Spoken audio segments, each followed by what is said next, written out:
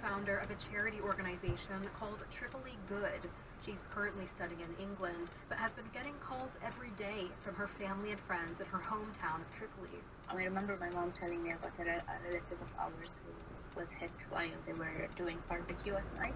A rocket came close to them and two of them died, and the other three are currently in the hospital.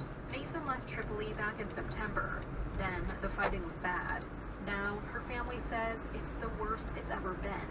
They have these bombing going every day, and they don't feel safe at home, but they don't have the option to leave because there's nowhere else to go. The coronavirus has made things worse. In March, Libya recorded its first case. Authorities announced a nationwide lockdown and closed the borders. Mohammed Abraoui is a Libyan doctor on a fellowship at Harvard. He says the country's healthcare system was already struggling before the civil war and before coronavirus.